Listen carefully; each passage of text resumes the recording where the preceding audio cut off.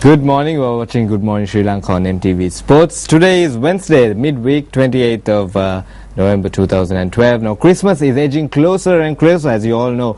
3 days more, rather 2 days more for Christmas, and the holiday season is just kicking in with, the music on the radio, shops putting out their Christmas sales on display. Everything's looking very, festive.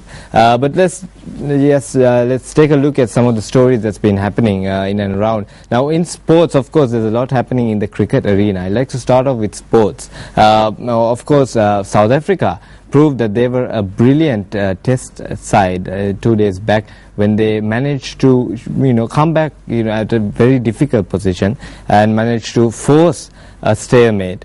And special credit should go to the debutant du Plessis, who managed to score his debut 100 as well. Now resuming on 77 for 4 overnight and unlikely to chase the 430 needed for victory, South Africa crawled to 248. Now they're obviously number one in the rankings as well, but it'll be interesting how the Sri Lankan team fares as well, because we are taking on the Australians in December as well. So it'll be interesting how we move up the ranks and how we'll be able to cope up with the Australians as well, talking a bit about cricket.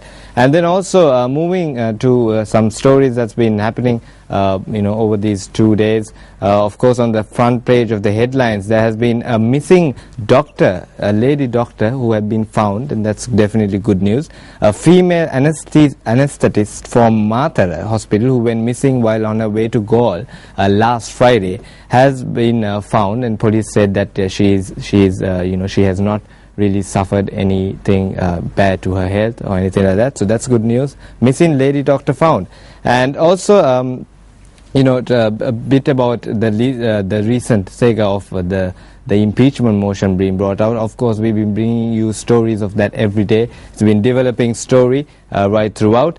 Moving on to something very interesting as well. Now, an Australian who have been accused of being of having child sex charges was reported to have fled to from New Zealand to Sri Lanka before his extradition could be secured.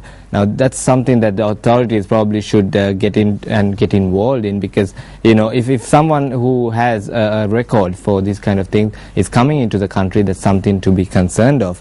And a bit about some celebrity news. Halle Berry seeking extended protection order. Now Halle Berry is reported to apply for a longer restraining order against Gabriel Aubrey. Now of course the ex boyfriend, the Cloud Atlas star was granted an emergency temporary protection order until Tuesday against her ex-boyfriend, with whom she shares 4-year-old daughter Nala. And after he got into a violent bust-up recently, so there we go, Halle Berry seeking a restraining order there. Now with that, we are going to head on to a short commercial break. When we are back, we're going to talk about something that's going to happen on the 1st of December, which is of course the World HIV and AIDS Day. And to talk a bit about that, we'll have a special guest in the studio. Stay tuned to Good Morning Sri Lanka.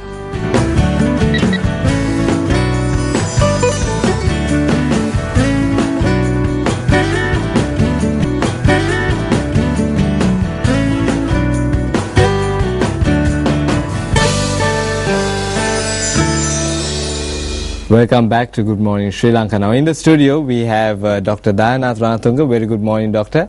Good morning. Yes, who has come specially to talk about HIV and AIDS, something that he specializes in. Now of course December 1st is the World HIV and AIDS Day. Now doctor, if you'd just like to talk about this time, I think there's a special theme for this day as well. Yes, December 1st is declared as a World AIDS Day. This time theme is Getting to Zero.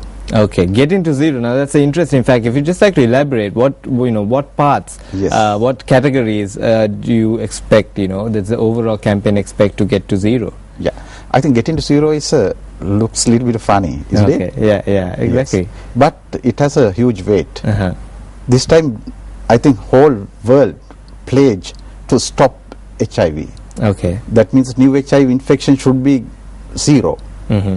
New AIDS-related death should be zero. Then the AIDS-related stigma and discrimination should be zero. So that's why we name as Getting to Zero. Right, so it's a 000 if I'm not mistaken, and obviously the campaign will have a lot of activities lined up as well. Now, talking a bit about how this is connected to gender-based violence, a topic that we've been talking about and we talked about yesterday as well. If you'd just like to mention, is there a special vulnerability, talking about the statistics and seeing whether there's women and females in general have more tendency to contract HIV and AIDS? Yeah, I think it's a very intelligent question. So, even in the local and global statistics shows, the women are in much more vulnerable than men to HIV because of three reasons again. First one is biological reason. Right. This HIV virus can easily enter to the female body and it can sustain there because it is the virus contain in basically sperm. When it goes inside the female body, it sustains there. So biologically, she is vulnerable. Right. On the top of that, the usually female genital organ has a lot of mucous membrane, which can easily break through and virus can easily enter to the body. So there we go. You mentioned that there is definitely a special vulnerability faced by girls and women in contracting HIV and AIDS. Now, a common misconception is that HIV and AIDS is the same thing, but it's not, as you mentioned. Is it the same? And could you just elaborate on the differences between HIV and AIDS? Yeah, it is very simple. HIV means human immunodeficiency virus. That is the germ. It is a virus. So this virus has special features. It is human. Human means it never live in elsewhere other than the human body. Okay. So it definitely rule out certain misconception about HIV transmission through mosquitoes. Second one is human immunodeficiency. What is immunity? Immunity is the strength in our body where you can fight against germs. Exactly. This particular virus reduces your immunity gradually. It's not a sudden process. It takes more than 10 years to reduce the immunity of your body. So that is human immunodeficiency, means virus. Right. So this particular virus, when it's entered to somebody's physical body, it gradually attack to special white cell called T lymphocyte. Then this person gradually develop little bit of resistance to certain immunological things. So that immunodeficiency cause it take nearly 10 to 15 years even without treatment.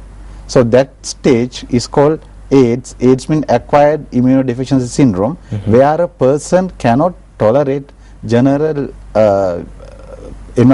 environment threats, that means germs. So that is the HIV is the germ, AIDS is the final condition. Again, another very much important thing, AIDS is not a disease. Okay. Because AIDS itself doesn't kill anybody. But when your immune system goes down, tuberculosis and certain other infection can easily attack your body. That's how people used to die. Right, and also, that was a bit of a medical and technical aspect to it. You mentioned that it takes around 15 years for a person who has HIV to come into this stage, which is called AIDS. Now, within that time frame, is there anything that they can do to mitigate the harms of this virus? I think not like 90s or early 2000s. Now, medical technology has already been very well developed. Now, it is proven HIV is not a death sentence. Right. It is a chronically manageable disease, just like diabetes, just like hypertension. That means I do not encourage you to get HIV. It's not so simple. But still, that is not the end of your life. Still, you can have a hope. So, for the moment, we have drugs available, medications available. The person who is infected with HIV can spend his fullest lifespan. So, then the only thing is you should know your status.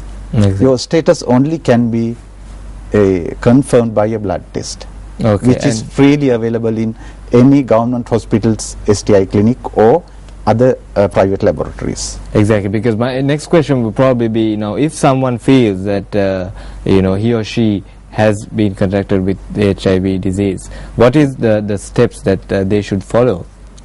Only thing is, sexuality, Sigmund Freud once mentioned, most unpredictable behavior of a human being is sexual behavior.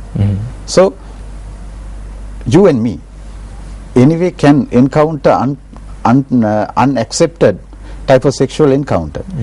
That means my humble request to the general population is, if you have ever encountered unprotected sexual activity with a non-regular partner, that means other than your husband or wife, I think you better get yourself tested. It is, first thing, it is good for you, because we can early start medication. Now it has been proven that once you start medication, still your infectivity, that means the ability to infect another person, is really, really low. That is good for you, your partner, right? Secondly, it is good to the society, because when you are in medication, your infectability is very, very less. So I think then the disease spread easily can stop, especially a country like Sri Lanka, which is surrounded by sea, which has not kind of cross-border type of immigration. So it is a right time we can stop this situation. And talking about the situation in Sri Lanka, now you mentioned earlier on, we are classified, looking at the statistics, we are classified as a low prevalent country, if I'm not mistaken, is it? Yes, of course. I think we are classified as a low prevalence country because of various reasons. First thing is our health system, whatever said and done, it is one of the best, especially the public health system. Yes, I think there will be certain shortcoming, but we have to give the correct credit to the public health people. So our awareness level is really high. Secondly, our education level. Once I met one of my colleagues in India, they want to print a leaflet, but they can't use Word because most of the people are not literate. Our literacy rate is really, really high. So it is because then people can read and understand something. So I think general awareness in the community also really high. So I think those two factors contribute to the low prevalent situation. But still you can't complacent. So even low prevalent status, this disease can emerge as a concentrated epidemic among female sex workers, men who have sex with men, and drug users. I know, according to Sri Lankan law, all these three categories are illegal. But still, we have to work with them. And at the end of the day, they are also human beings. They also should entertain the right to health. So somehow we should make these people go to the clinics and get proper treatment. So then we can, I think, getting to zero is not a dream. Exactly, and a big part of this entire process is the mental trauma that people face once they, get this disease. But we are going to take a short break, and when we're back, we will talk a lot about that with Dr. Ryan.